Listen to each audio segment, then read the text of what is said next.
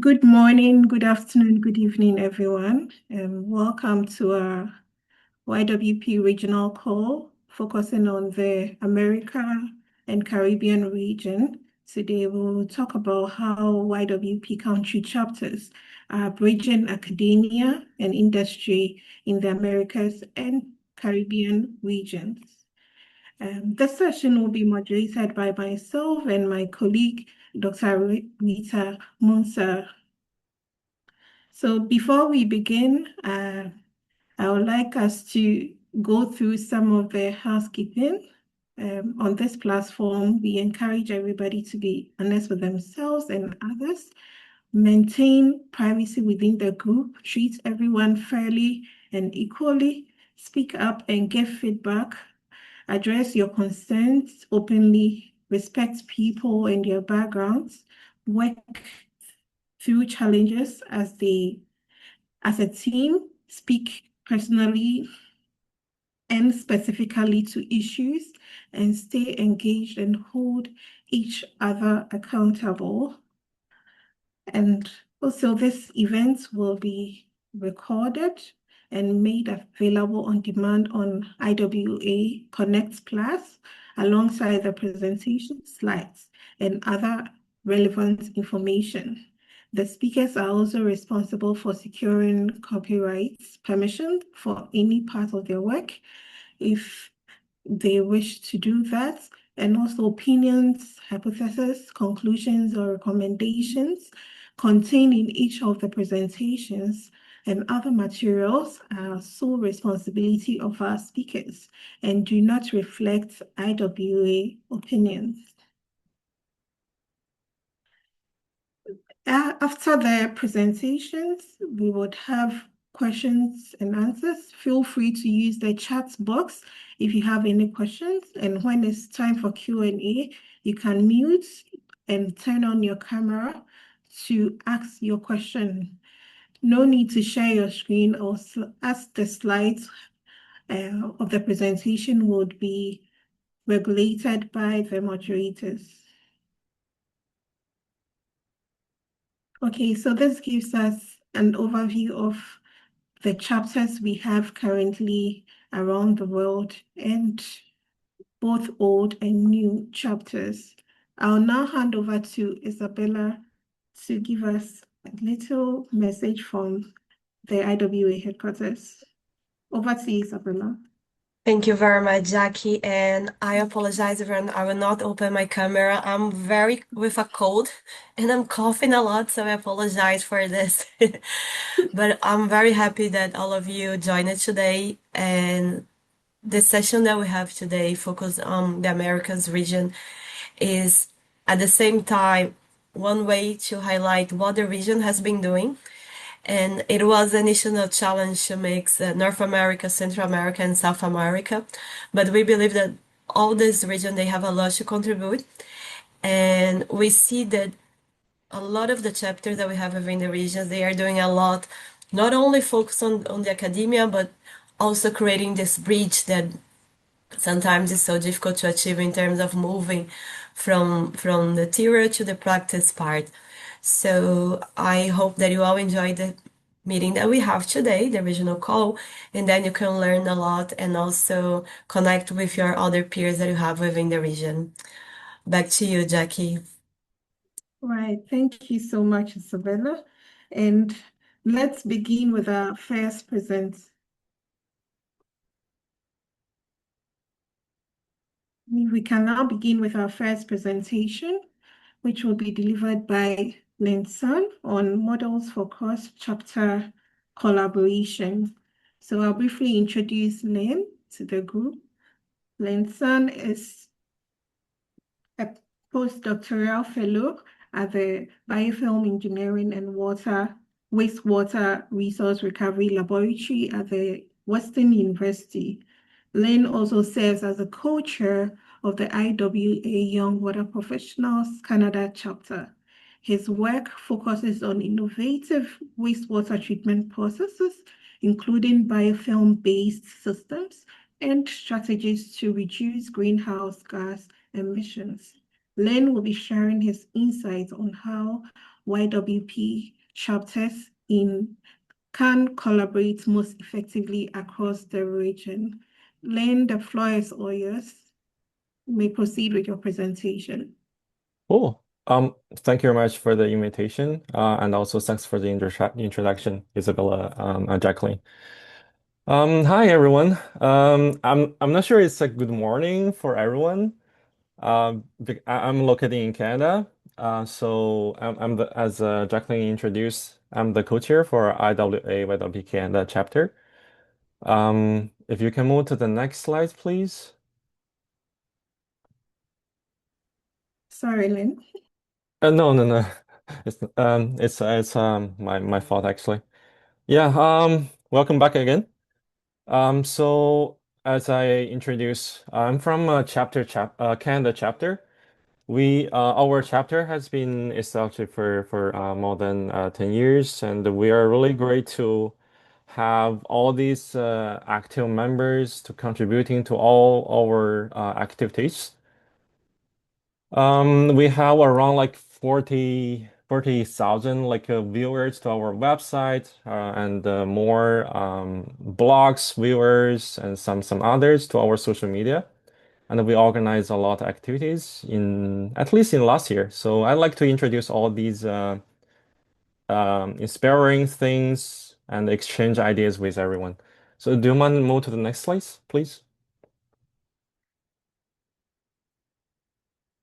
So, I like to know some information and also have a good start with you guys. If everyone has a phone with you, can we make something quick and interactive? Can you scan the code and let's join from there? Let me start it.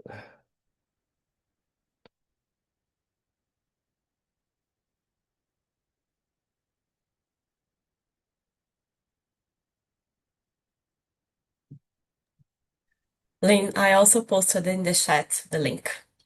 Awesome. I appreciate it. I have 10,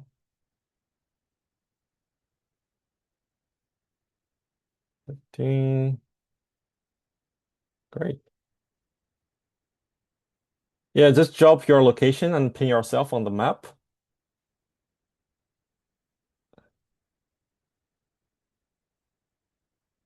10 seconds.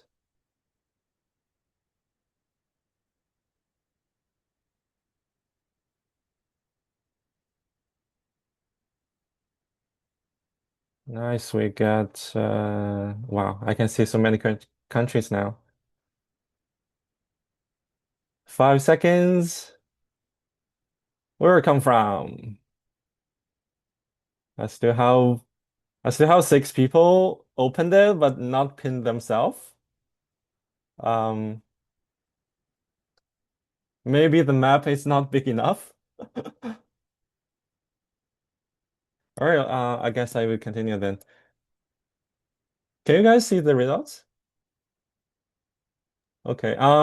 Yeah, great. Look at the map. We have many from Europe, from Americas for sure. We have some from Africa as well. Great. We already spread across the entire region. So let's move to the next question then. Since we are water association, so what's your favorite water beverage?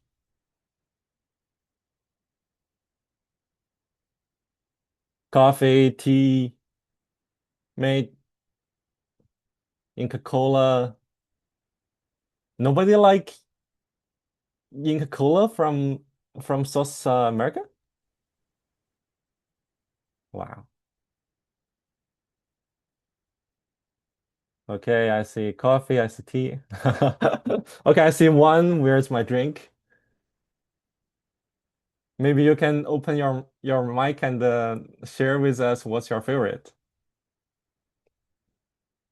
All right, let's see the diversity. Yeah, we have most of people like coffee and tea, which is interesting. And also we do see the diversity from favorite things, even based on water only. So, next question. What makes Americas unique in your mind? Is it because the diverse culture or the really strong academia or the industry or us?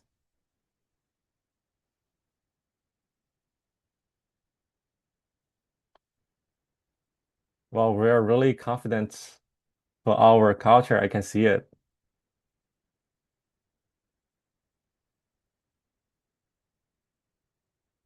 Okay. Um, there are a lot of people still hesitating for the option, but I will move on. So, as I mentioned from the above mentioned questions, you can see that we have diversities no matter like regions and some others. So let's see how big it is. Do you know how many language we are spoken now? Oh, good guess. Good guess. Okay. The right answer is 7,000.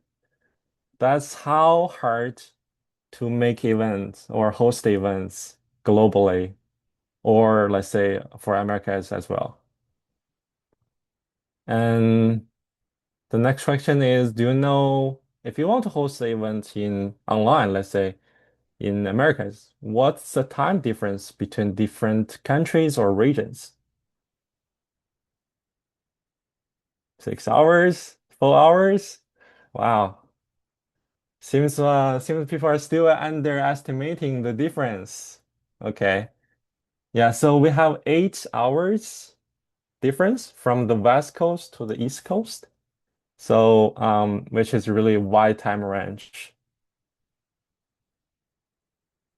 So next question is, if you're going to travel to another country for event, if it's not financially covered, are you willing to go?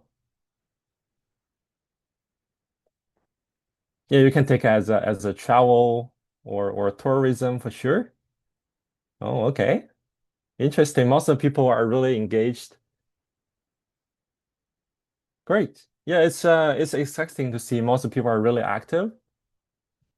So, from the perspective of our chapters from IWA, so what do you really expect from a new chapter or a young chapter to learn? Okay, professional development, I can see, networking, people are willing to know each other, make new friends, and career. Great. So to save time, I will move on. So if we stop the quick poll and go back to the slides, if we can move to the next slide, please. So we were able to see that a pattern becomes really clear. We are working across different languages, time zones, and resources, but more importantly, while we have strong local chapters, we are not fully connected across them. So that leads to one key result or one key outcome here is we are really having underutilized regional or national potential as a pictures referred here, which is from sorry, which is a paper like I cited. So from that's about South America and the Caribbean. You can see that different camp and different numbers for the connections among cities and countries. So if you move to the next question, next slides, which really highlight these barriers developed across different countries and how to solve these problem. For example, for the different time zones, there are some practical solutions to solve it. for example, we can rotate the meeting times if we want to organize some events. Let's say this time, if I want something West Coast or East Coast, next time I can do early morning time for a different region. And also, I know a lot of special difference among them. Some of them we are speaking English mainly, we are speaking French, we are Spanish, and different language for sure. We can develop different documents or different events, webinars, a conference, anything bilingually or multilingually, so that we can attract more attendance. And also we can share all these documents, templates, and also we can get help from YWP. I believe Isabella can mention about that later. We have really huge database for specialists, no matter like a water, wastewater, drinking water, surface water, all types. And it would be really great to bridging these gaps between different water sectors. Example, drinking water, wastewater, industry, water research, and policy. They usually work best when there is a clear shared platform and also along with structural collaboration and tangible outputs. So we really need to focus on accessibility, not perfection. So let's move to the next slide, please. So from all these activity plans, we really need to follow the strategic plan developed by IAA. So we need to focus trying to avoid the repeating or repeating something minor but waste your time and efforts. We need to maintain all these collaboration models easily or start it easily. And also we should be able to scale it up across different regions and countries. So in this case, I'd like to share our examples from our chapter to exchange with everyone. Do you mind go to next slide, please? So the first example I'm sharing now is the international conference from Canadian chapter. The first one we hosted was happening in 2021. As a rolling pictures I took here. At the beginning, we cannot really afford a big one, so we hosted online. As you can see, it's by Zoom. And you don't really need a lot of sponsors to financially support it. We only invited several universities, definitely several great speakers from them as well. And then we invited a lot of students, young professionals from industry, from municipal. So they're really willing to help.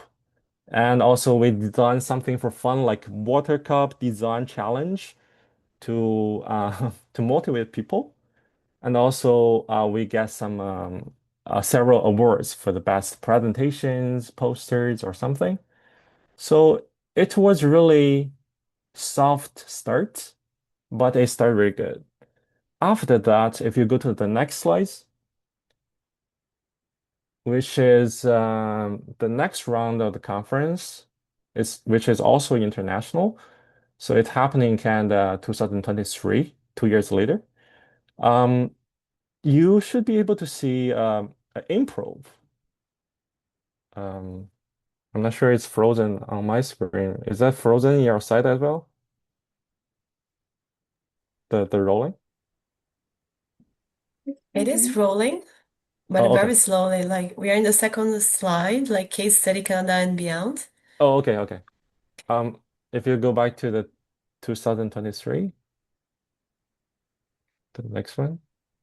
Oh, sorry, the previous one. The previous one. Lynn, is it this 2023. slide? No, the previous one. The next one? The previous one. The previous.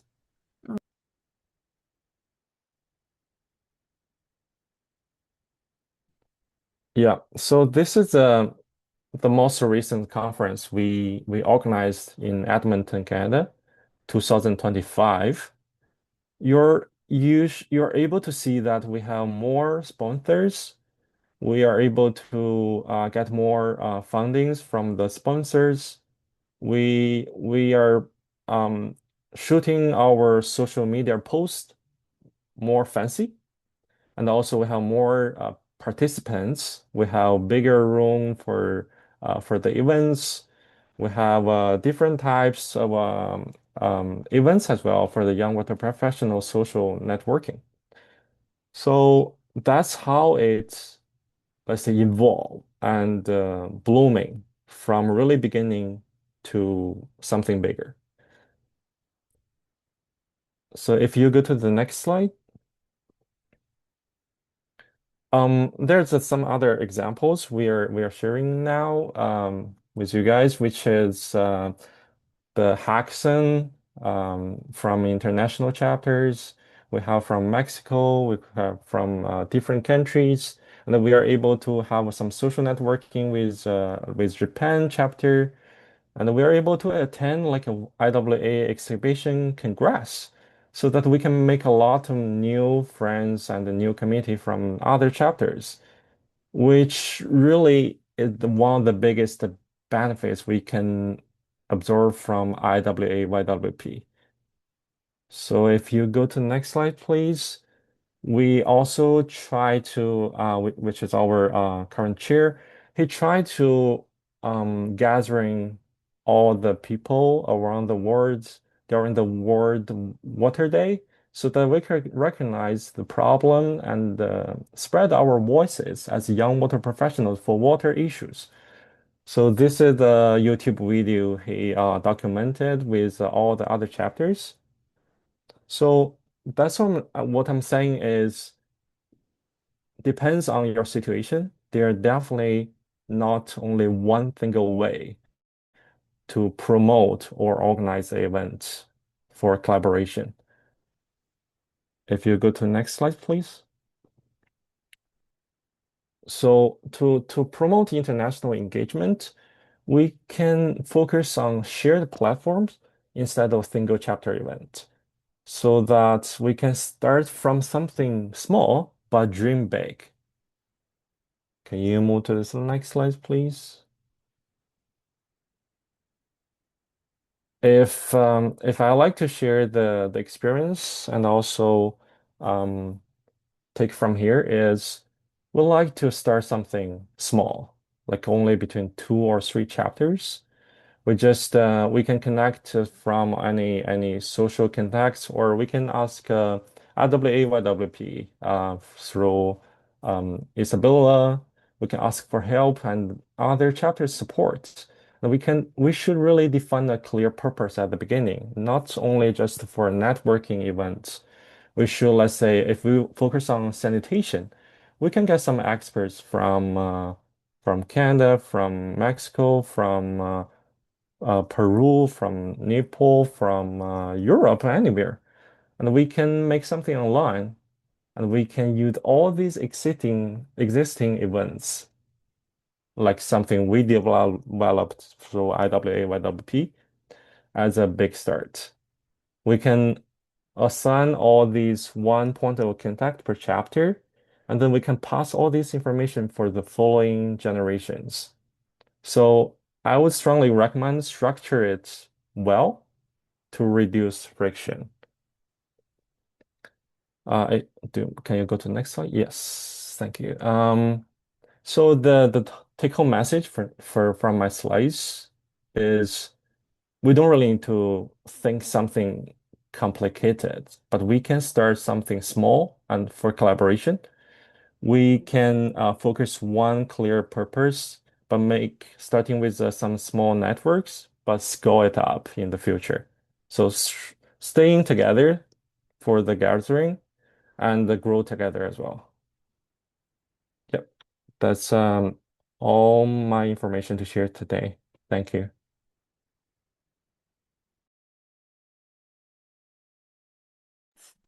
Thank you so much, Lynn, for such a wonderful presentation and sharing your perspectives on the topic. So now we will move on to our next presentation. Okay. Our next presentation on strategies to bridge the academia and industry gap to be delivered by Jemena Silva. So Jemena is a biologist with master's degree in integrated water management and over 14 years of experience in water project management coordination and supervision. She is a member of the YWP Mexico chapter, and she has worked extensively on water resource management, climate adaptation, and inclusive approaches involving communities and stakeholders. Today, Gemina will share practical strategies for connecting research with real-world application. Gemina, please, over to you. Thank you. Thank you, Jacqueline. Well, nice to meet you all. And we can pass the next slide, please. I will talk about Mexico chapter, and I put this slide first to talk about why this matter, why it's important to shorten this gap between academia and private sector. So just some numbers is to tell you that the industry, like this industry in the private sector, conduct two-thirds of research and development in science and technology studies. That implies that the private sector pay a lot and invest a lot of money in doing research. Other point that can show us why this matter is that this gap between the research there is this gap between the research and the needs of the industry. I was looking for information, and it says that this gap is like 100 years of implementation. I mean, academia have a lot of information, but because the academia didn't implement, there is a gap between the industry and other sectors that is like 100 years. We needed 100 years to implement all the research that we already have. So it's a really huge gap between the academia and implementation of all this research. And the other point is that it's also important to increase the collaborative engagement for this gap to reduce. And I was reading that also that the biggest problem also is what I was telling you about implementation. So what this is supposed to happen when the gap is bridged is that all this will going to accelerate the adoption of solutions in infrastructure. Also, we should have a stronger innovation and, of course, more workforce with more knowledge. And of course, we will have a better knowledge exchange. So these are some points that complement why this matter, like why this gap should be bridged. So we can pass the next slide, please. So I wanted to share with you some of Young Water Professional Mexico chapter actions. And we have a diversity of actions. One is the knowledge exchange. We do this knowledge exchange by facilitating expert-led industry with webinars. These webinars, we made it with young water professionals, but a lot of people that are currently or working in the private sector. So it's really interesting to know what matters for private sector, and also like the perspective is different from academia. So we have these webinars online, and this this knowledge exchange have allow us to also to contact different experts from different parts of Mexico, not only from the center. And the other action is that just last year we organized the SEPT Congress. It was the IWA Young Water Professionals Mexico Conference in Merida. So that was also another opportunity to to talk and do networking with, of course, academia, young waters, people who just started studying topic related to water. But at the same time, in this conference, there were also people from private sector. So it was really interesting networking. And also, other action was the creation of dialogue and spaces between theory and practice. And what I mean to say this is that we have the opportunity to to collaborate in workshops, like presential workshops between academia and private sector. So I think that also strengthen the knowledge, like theoretical knowledge, to put it on practice. So I will show you more in the with the pictures, but also and the last one thing that I wanted to share, it was that uh, we in like the young water professionals in Mexico, like 2 years ago, we were like we all have similar profiles, and last year we focus on have like new members, but we focus on more diverse backgrounds, like not only engineers. We also seek for biology and geography and other backgrounds. And I think it was we invest a lot of time like doing this recruitment process, but we right now we think that it was um, really important to spend time with the recruitment, because now we have more diverse people in Mexico chapter. So I think we need all this perspective to also approach the private sector. And if we pass the next slide, please. Well, this is some pictures. Here, of course, I would like also to listen or to read about other chapters. But I think it was important to show also pictures to show you about the Congress in Merida, like the webinars that we do. This picture that we see in down about the webinars, it was really a good webinar because it was an introduction to how to use SIX, that it's how to use cookies and all the like technologic things. It was introduction to develop maps related to water. So I think it's also like to strengthen like this bridge between young water professionals and people in private sector.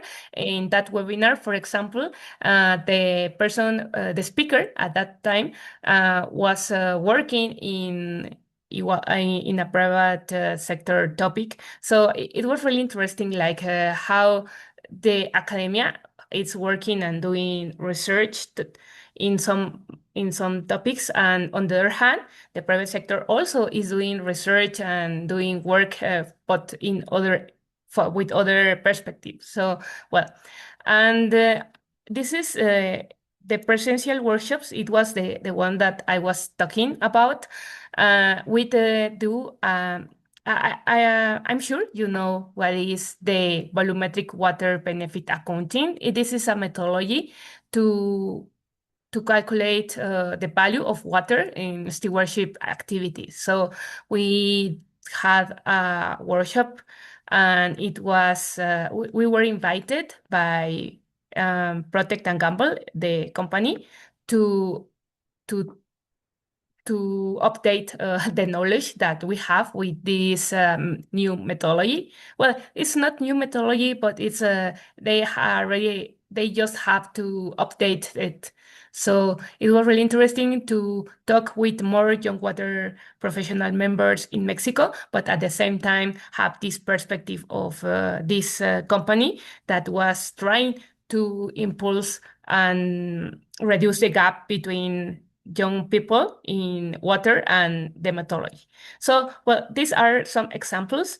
We have more about what we are doing in the Mexico chapter, and I would love to know more about what you are doing. And I hope all this can inspire you to continue doing more actions related to how to reduce the gap between academia and private sector. So with all this information, I would like to share what for us are our key challenges and opportunities. And we talked with the team, and we thought that we need to shift from consultation, that it's something that in academia is really it's like it's often like it's usually people in academia do a lot of consultation, but they are missing the co-implementation. So we identify this is a key challenge and also an opportunity to interact with the private sector. Other point it's that we talking with different private sector companies or from related to water, they were saying that the companies are focusing on improving data, like monitoring, research standards, like the this area of being of improvement. They are continuous doing it. So we identify like that this is a turning point for academia to help and to involve more with these companies with this point, and also like generating evidence based in decision making. So like this is two opportunities that we well, different companies in Mexico told us that they need to do, but sometimes they don't have the basis to implement it. Like they have more, they need to relate to academia to have a really good data about the and measures about the progress that they are doing, and of course the impacts that they do in the environment. And finally, also like this climate action, its implementation, like in the industry, like how to reduce their consume of water, or how to be more water efficient and all that. So I think this is important to take into account to like reduce this gap between academia and private sector. And well, that was all for my part. Thank you so much, Jelena, for sharing and highlighting some of the practical approaches we can use to bridge the gap between academia and industry. On this note, we'll move to our next presentation on purposeful communication for the water sector. Here we are joined by Gustavo Delgado. He's a sanitary engineering specialist specializing in hydraulic modeling of potable water network. He currently serves as the Technology and Innovation Coordinator for the YWP Peru chapter. His work in digital twin and advanced modeling brings a forward-thinking perspective on how we communicate complex water systems efficiently. And Gustavo will be the one to speak on how we can purposely communicate and enhance impact across the water sector. Gustavo, please, you can go ahead with your presentation. Thanks, Jacqueline, and good morning, everyone. Can you hear me well? Yeah. Yeah, okay, thanks. Well, actually, that chapter of Peru is a young chapter.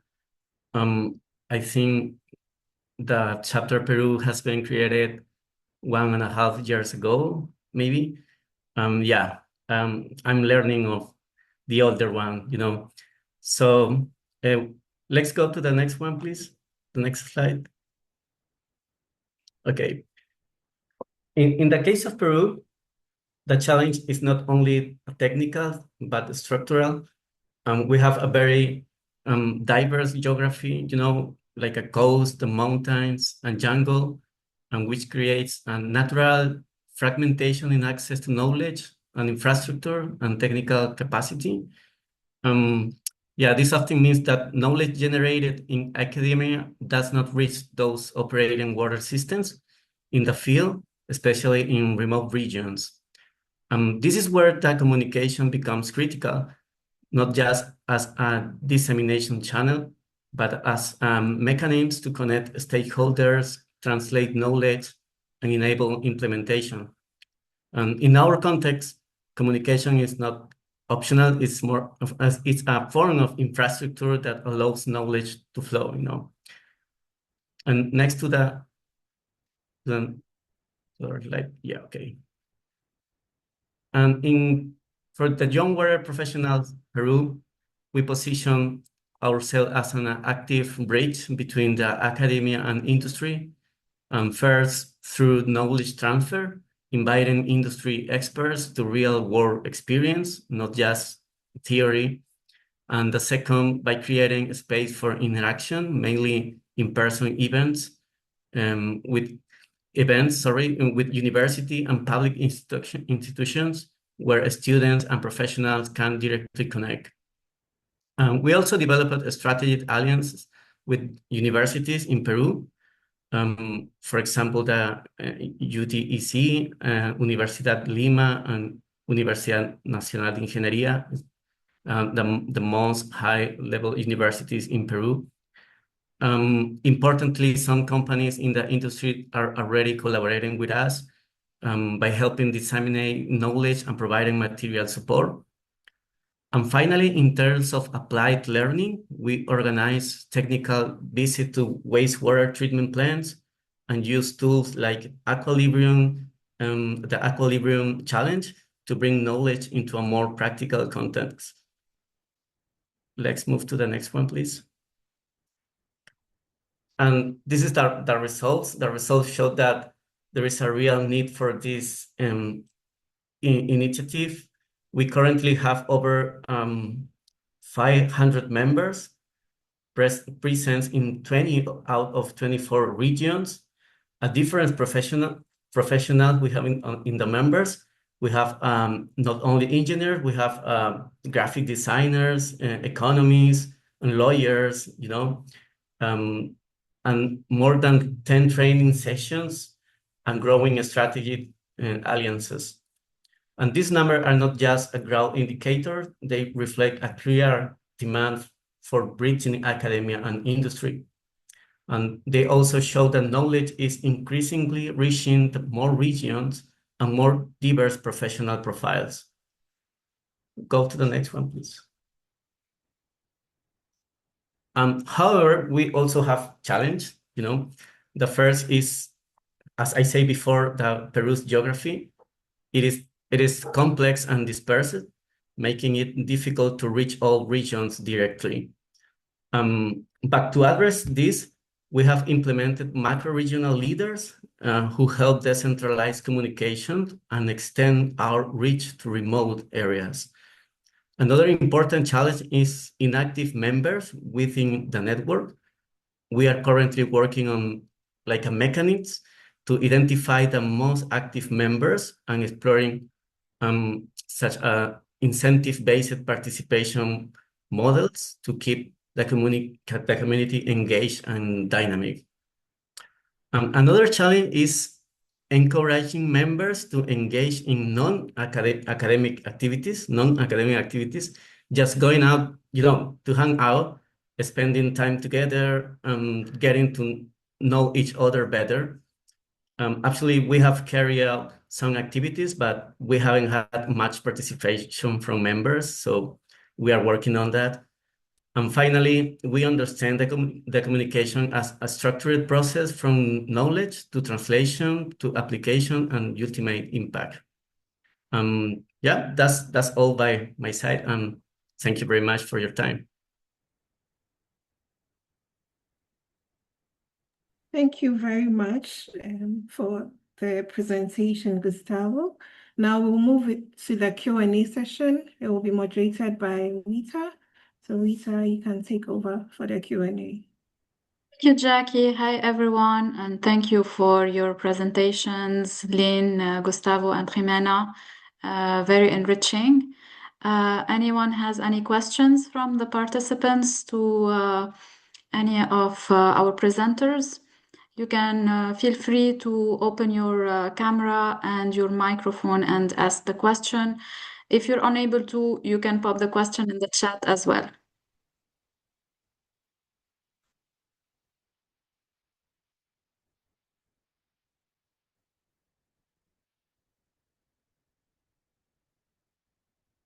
In the meantime, if you don't have any questions yet, I have a question myself.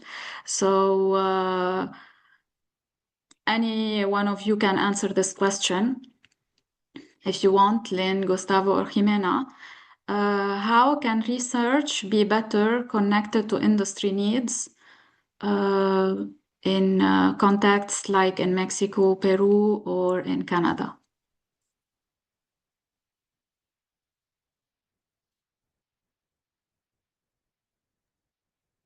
I can answer at the last one because I'm more for collaboration, but yeah, I will leave the space for other two speakers to go ahead. You can go ahead, Lynn. Gustavo is leaving us because he has another meeting to attend, so feel free to answer the question. Okay. So for the industry needs, I would say it's definitely not the same as a research. For example, as a researcher, we focus more on innovation, and how to make the work publishable. But from the industry perspective, they focus more about timeline, budget, feasibility, and products. So they really want some deliverables instead of new innovation. I would say so. Only if you're working as R&D.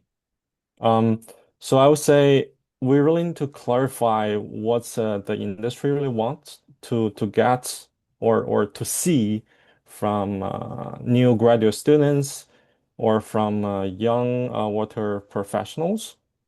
So we really need to develop our skills and translate these skills. Let's say how to communicate with your industrial partners, how to make a small chat, how to design, how to improve, how to optimize. So everything you learned from the research or from your extra curriculum activities really will translate into all these skills and benefits for your future industrial experience. Thank you very much, Lynn. Yushen, you have a question? Yes. Can you hear me? Yes, we can. Thank you so much for organizing this first of all. And I'm from the chapter Ireland. So we're a pretty young chapter in the sense. So I would like to ask some suggestions or your successful experiences like engaging with industry. Let's say partners, how can we, for example, as a young chapter, to pitch the idea that the YWP chapter is kind of appealing to them, they would willing to kind of offer their support or engaging with us because we are hitting a stone now that there's some of them are not really interested. And so it's for us, our majority of members will be from academia instead of like industry. Because although I know there's several YWPs in the industry, but somehow they are not really enthusiastic about this. So I want to hear from your kind of experiences on this. Thanks. Thank you, Yushan. Jimena or Lynn, feel free to answer the question.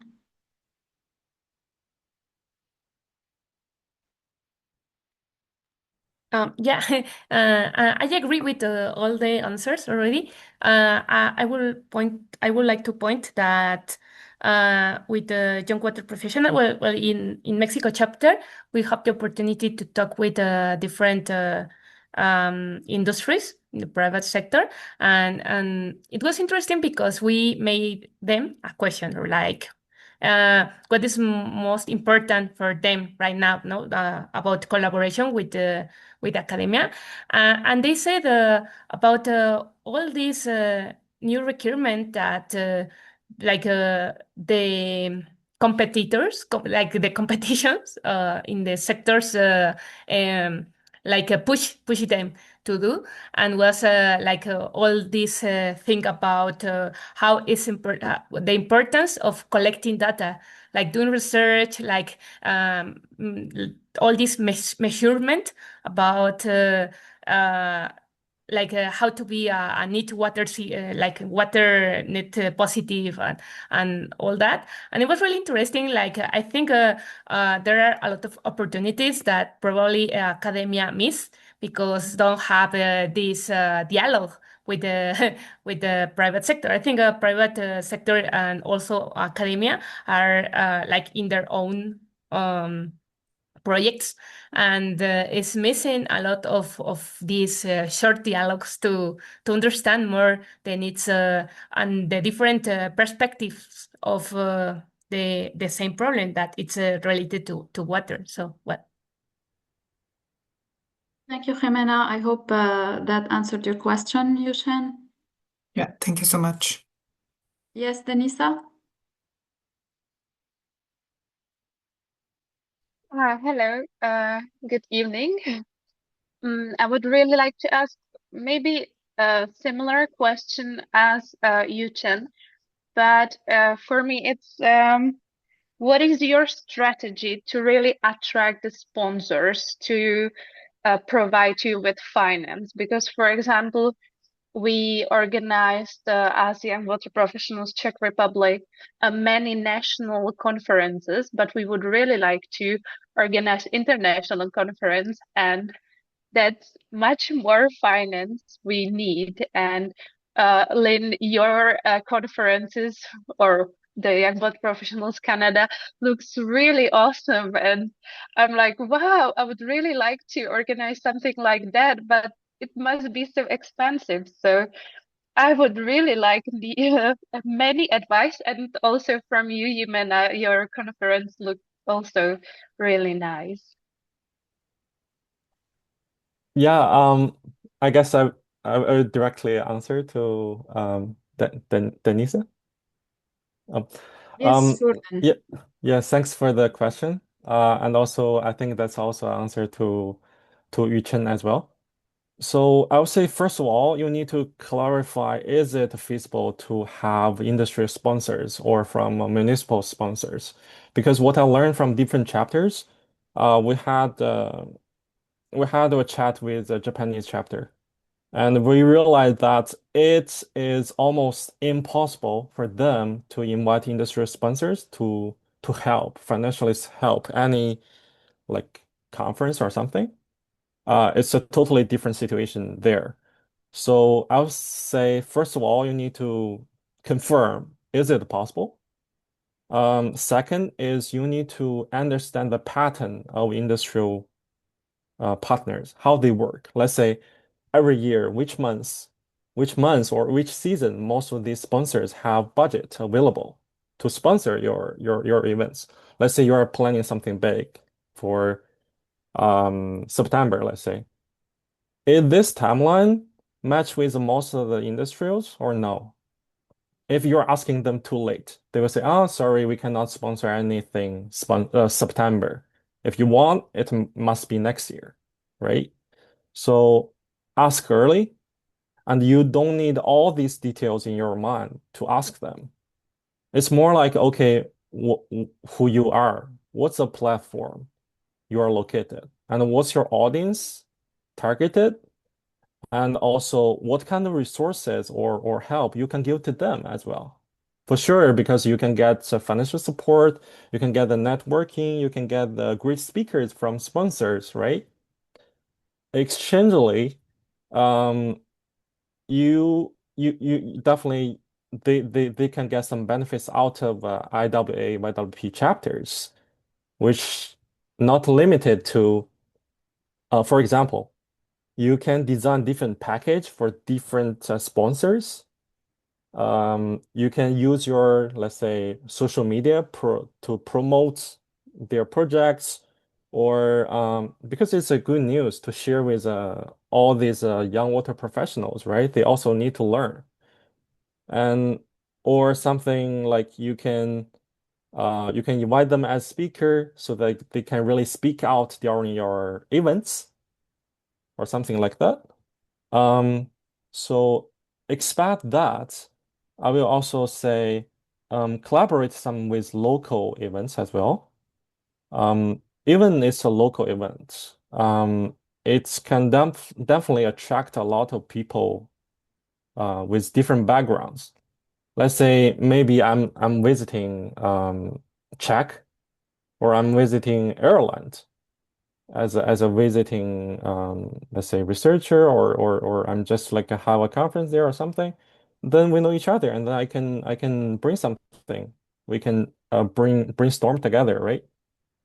And also it really depends on your let's say event details. You can targeting on more something about international sponsors, which is maybe international consulting company. Or if it's for a local one, definitely you should invite something more from local municipal governments or something. Really depends.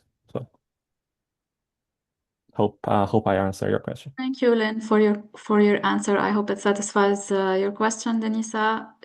If I can add, you need to be very clear and concise with your demand when you're asking for sponsorship. I think that's the most important thing. And as Lynn said, just be as early as possible, or not. If not, you can take advantage from the contacts for the year after. I don't know if Jackie wants to share her experience with the Ghana chapter before we move to another question.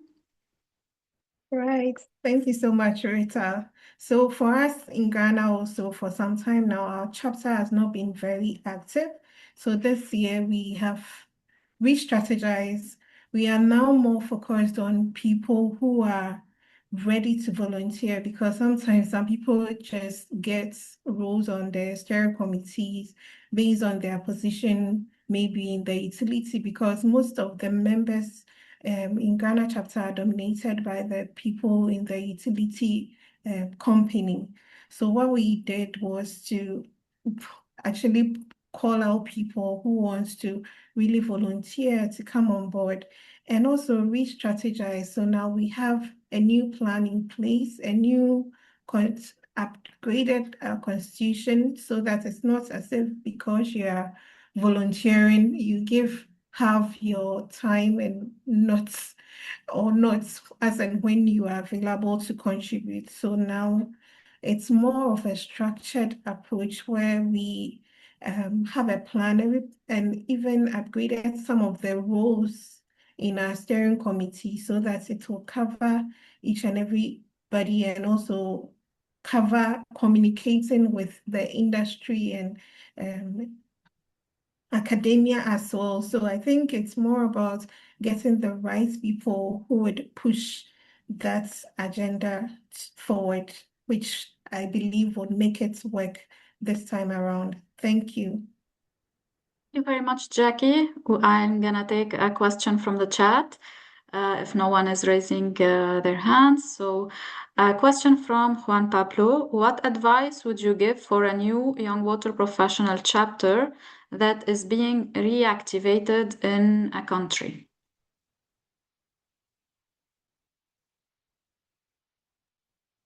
I guess I can bring something up. Um, Thanks for the question, Juan. I would say definitely it's a really good question because for new chapter reactivating or develop chapter is definitely different targets. For a new chapter, definitely you should try to strengthen your team, promote your impact, and also to to let more people know about your chapter. So I would strongly suggest that you guys can make something um inspiring and attractive to no matter to the young water professionals locally and also for the sponsors as well.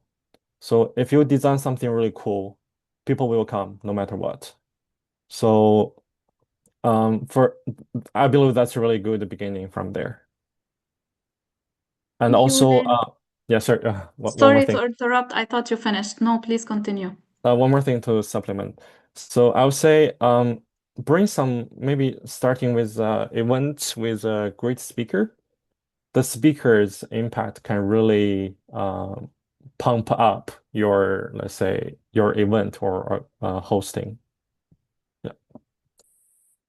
Thank you very much, Lynn. Jimena, you raised your hand. Yeah, Feel free thank to you. add. Yeah. Yeah, just to add, I think it's really important to strengthen your team, and also like something that in on Mexico helped us a lot was to do these webinars online to also like to connect with more young professionals in your country, because sometimes what we saw in these webinars is at the end a lot of people that is starting studying engineers or involving in water topics, and they want to engage but they don't know how.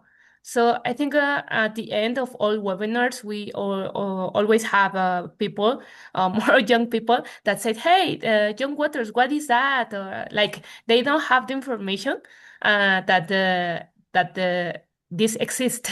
So maybe you need to connect with the audience, and it's really good to have these digital opportunities to also explain what you are doing or what is your vision, and where is like this plan, like structure plan that says what do you want to do with the chapter. Yeah. Thank you very much, Jimena. I agree with both of you. I have another question in the chat from Shonetta from Iwa, Guyana. What insights do you have on the English-speaking Caribbean? We are 13 to 17 countries, but very little information and opportunities here to align skills with needs of the industry.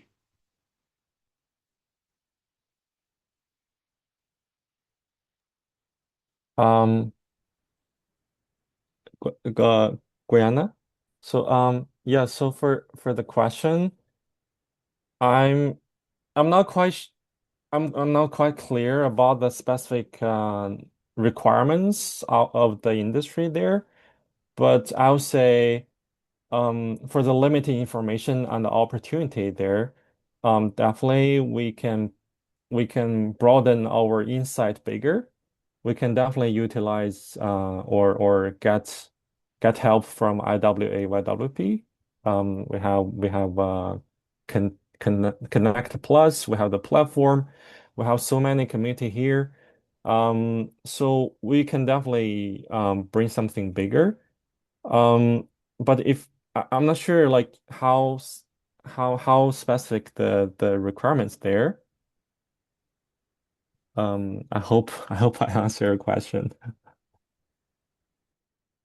Feel free to react, Jonetta, if you want further clarifications. Like Lynn said, you can reach out to other chapters to host co-organized events so you can get some supports and broaden your skills with what the industry actually needs in the Caribbean. Jimena, would you like to Yeah, add just anything? to add, yeah, thank you. I want to share that for the picture that we I share with you about the presential workshop that it was an opportunity to improve our skills in Young Waters with Young Waters and this company you said, hey, how did you get this opportunity to align with the private sector? But the reality is that we sent an email. We reach them first to create this opportunity because uh, I think sometimes you said yes, there is a little information and opportunities, but sometimes the problem is the connection. Like you don't know what they are doing, and sometimes you just need to reach them first and seek if the things that matters for them also are important for the academia. So that's a good example of how we just sent an email like, hey, we noticed that you are improving this methodology or you are collaborating with this methodology, and as young water professional we would like to reach or look for collaboration, and then that's how we engage with them. So don't be afraid to contact them first. Thank you, Jimena. Elias, you raised your hand. Hi everyone. Do you hear me? Yes, we can. Thank you so much. Thank you for this event, for your time. My name is Elias. I'm the current chair of the Young Water Professionals Colombia, and we totally agree that to systemize successfully case studies or experience, bridging the gap between industry and academia is totally important. That's why we want to ask Lynn, how could be possible to start this process of scaling our abilities to not just make networking, but to put it in practice. How we can bridge different chapters. How to start. Yeah, thanks for the question. I would say how to how to start the bridging between chapters. I believe that's your main question, Yes, right? to systemize and also to implement your model, for example, in Colombia. Okay. Um, let's say first thing I'd like to suggest is look inside what the nature of Colombian chapters. So what's the issues you have? What's the challenge you have now? Let's say for Canada, what we have is we have a French speaking area in Canada. It's really hard for us to promote events there. So what we are trying to do is we're trying to develop bilingually documents, bilingually conference, bilingually webinar for everything. So I would say really start from your challenges and then try to figure it out. That's first thing. The second is for let's say develop or establish the connections or something. You don't really need to plan something really big like a conference or something.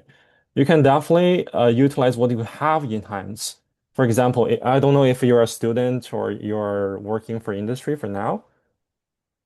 Connect the people around you, like your colleagues, your classmates, or your supervisors. Just ask them, just let them know like you are really trying to leading or planning for something, and people are really willing to help. most of people. And you know, just to reach out to them, I would say more than half of them really will give you some ideas, give you some support, no matter it's financially or just give you some like a speaker list or just let you know something they can do, you know, just give you a discount for when you're renting anything, so that you can develop from a really baseline to something higher. So yeah, I would say really develop your strategy accordingly based on your challenges and your targets. Thank you very much, Lynn. I hope Thank that you. answered your question, Elias. Thank you. Any other questions from the participants?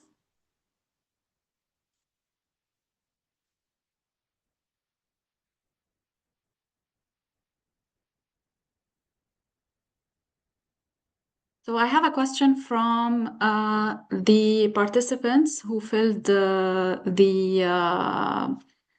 Q&A section when they registered for this regional call. So for both of you, Lynn and Jimena, what actions are still needed in Latin America to strengthen connections between different water sectors?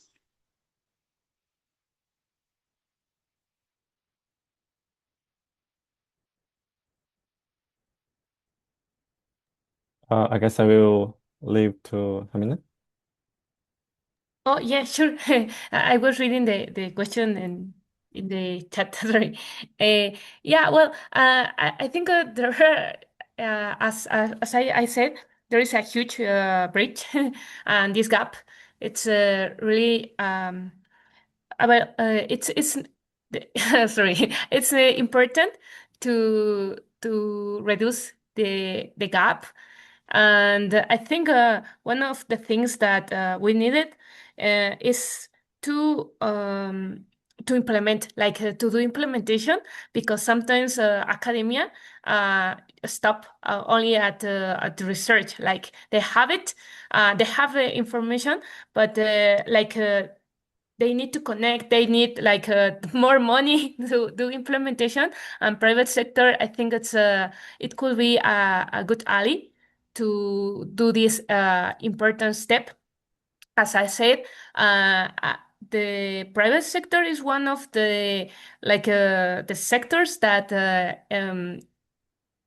invest more money in research. Of course, in the research that they are doing really specific, but I think they should collaborate more with academia, so that the currently studies that don't seek like implementation due to funds or due to other like institutional topics should collaborate. So I think it is really important. And of course, I think it's also a topic related to young people to get involved in those topics, because sometimes I don't know if in your countries, but in Mexico, what we are seeing is difficult to connect. Like there is more young people, but the young people don't know how to involve first with also with a research, or like in academia or private sector.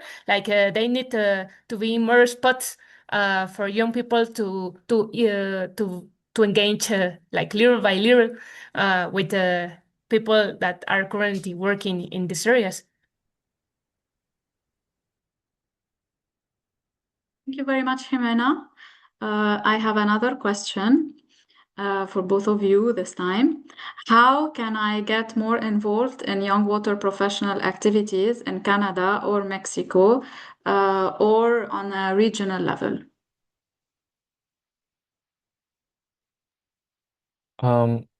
Thanks for the question. I would say it would be really great to start something what we have, which is your current networking. So if you are located in a university or association, so definitely try to start from there. Let's say give some posters, give some department emails to your like graduate students and the graduate students. These our like young water professionals are really inspiring to attend all these events or something.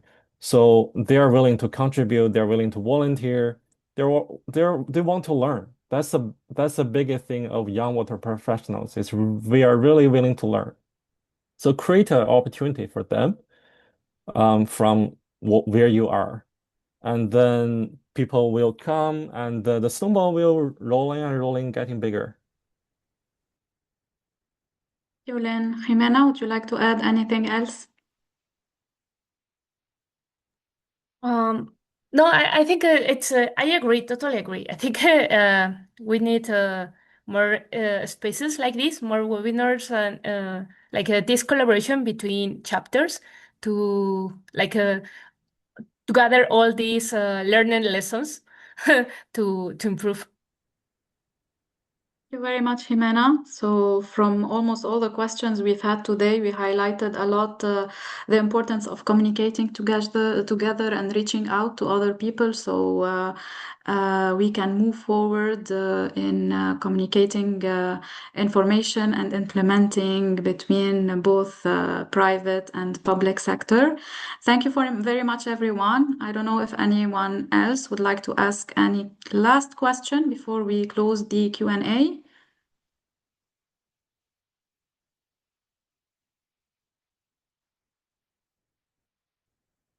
Thank you very much again. If you have any further questions, you can reach out to Lynn and Jimena after the regional call as well. They are here to help you and to share information with you. I'll give you back the mic, Jackie.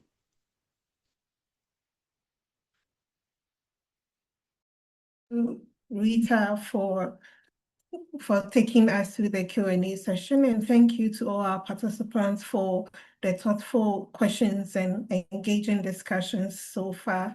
I'll now hand over to Claudia to give us a summary and final takeaways from the session. Over to you, Claudia. Thank you so much, Jackie. Just a quick summary. I think it was a very interactive session. So we started with Lynn. He got us started with some interactive questions and talked about the barriers we face when organizing events in the Americas and Caribbean and how much regional collaboration is still untapped here. Lynn's presentation focused on how YWP chapters can collaborate more effectively despite some of our differences in language, time zones, geography, and resources. And he presented interesting workarounds for these barriers. He also shared valuable insights from the YWP Canadian chapter experience, from online events when the money is tight to hackathons and bigger activities and events when the chapter is more established with sponsors. I think he really showed how successful collaboration does not need to be complicated, that it should start with a clear purpose, a few committed partners, and a model that can grow over time. Then we had Jimena intervention, where she began by explaining why we need to bridge this gap between industry and academia and how industry carries out a large amount of research and development, yet much academic knowledge still takes far too long to be implemented in practice. She shared how the Mexican chapter and YWPs are crucial to bridge this gap. And I really liked the diagram with the actions that the chapter has taken to actively bridge the gap with knowledge exchange, translation, and creating spaces for dialogue between theory and practice, especially the translation part. I think we often forget about that part. And how this approach also brought a more diverse pool of YWPs to enrich the conversations. Then we had Gustavo, who highlighted the importance of communication. He showed how communication is a crucial tool for YWP Peru and shared the challenges the Peruvian chapter has faced in their first 1.5 years of existence. I think a lot of other chapters can relate to the complex and sparse geography, the limited reach to some regions and the challenge of inactive members. I know the Ecuadorian chapter can relate a lot to the Peruvian chapter. And to relate to the previous presentations, how this chapter addresses these challenges by providing knowledge transfer and inviting industry experts to share real operational experience. It also creates spaces for direct interaction through in-person events with universities and public institutions, where students and professionals can connect more meaningfully, and how the chapter has built these strategic alliances with major universities in Peru that is always very helpful and a rich resource for YWPs, while also engaging with companies that have this mentality of sharing information. I think across all three presentations, the shared message was that YWP chapters can play a key role in bridging the gap between academia and industry by creating these spaces of collaboration, communication, and implementation at some point. I think the value of cross-chapter collaboration across the region was also highlighted well, and how the connection of practice and research can happen through webinars, conference, but doesn't have to be something overly complicated to begin with. And again, communication is the key. It's the first step for bridging this gap. Overall, I think the main takeaway is that closing the gap requires intentional networks, diverse partnerships. If we just talk among each other, we're not going to get a lot of things done, and a stronger focus on turning knowledge into real world impact. And it doesn't stay only on papers and articles, but we actually see change. And as Rita already summarized the Q&A, I think it showed how or where the concerns of the community are centered when it comes to bridging this gap. I think we established that events are usually a great tool, but the challenge is always financing and sponsorship, especially for younger chapters. But our speakers shared how successful collaboration and sponsorships depends on being clear, relevant, proactive, and for that we need to understand what the industry actually needs. Start with small but visible activities so people know you exist, reaching out early to sponsors. And don't forget that you can actually reach out first. You don't need an invitation. Building strong, committed teams with clear goals and attractive events, things that people actually want to go to, is very useful. And make sure that you are showing what you're doing, that people know what you do. I loved how our speakers prioritize connection within our existing networks that sometimes we don't really take into account when talking about this. We think we need to reach out to the president first, but we can start with the people we already know. That's kind of like the first step, and people usually want to help. So we need to give them the opportunity to help by reaching out and explaining our vision and our needs. Thank you all for the insightful conversation, and I'll give the spotlight back to Jackie to share some upcoming opportunities and events. Right. Thank you so much, Claudia, for summarizing it so well for us. I believe everybody now understands fully what the session was about. So we also have some opportunities for YWP. So the IWA Award and Recognition 2026 is still open. So if you wish to be recognized as a Young Water Professional of the Year, you could quickly go to the website and apply for this opportunity. The deadline is on 3rd May 2026, just a few days away. So if you are looking to do that, quickly apply before the deadline. There's also an opportunity for you to join the 2026-2028 IWA YWP Steering Committee. It's open to all young water professionals, 35 years or younger, and people who are active member of IWA. They have active membership. and participate in anything water or engage within the industry, you can apply for this opportunity. The deadline is on 30th April 2024. So this deadline is very close. So if you are looking to apply to be part of the steering committee, this is your opportunity.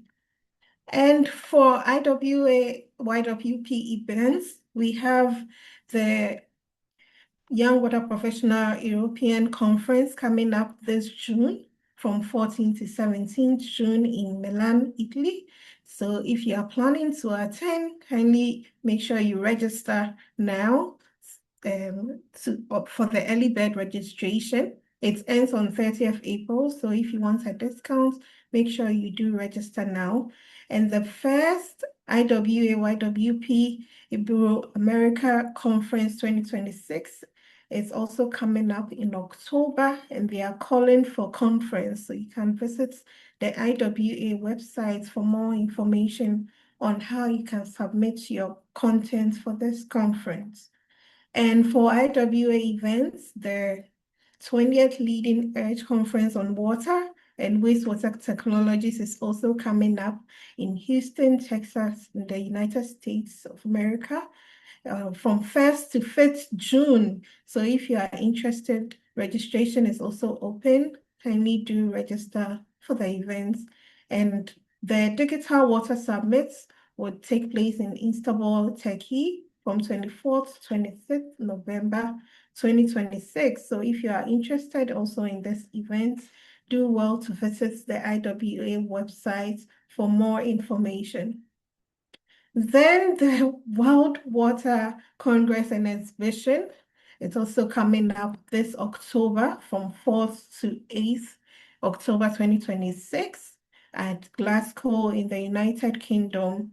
At this Congress, there will be the Emerging Water Leaders Forum program.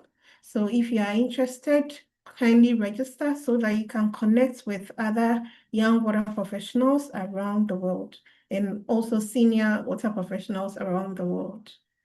Then finally, the Global Sanitation Summit 2027 will come off in South Africa, Cape Town, 25th to 27th January 2027. So you can keep an eye on this event on the IWA website. Thank you. This is also an opportunity for us, for those of us on the call who are not yet members of the IWA, kindly visit the IWA website and join. We have a special discount for YWPs, so you can use the code YWP26 IWA for a 20% discount off for new members. This discount code works from now till 31st December 2026. So if you are looking to join this wonderful family, this is an opportunity for you to register with 20% discount. On that note, I would like to thank all my speakers. Thank you so much, and all my colleagues who came to join and support this session. And to all our participants, thank you so much for making the time to join the session. We look forward to a continued collaboration with all YWPs around the world. Do have a wonderful week ahead, and thank you once again for joining. It's bye for now.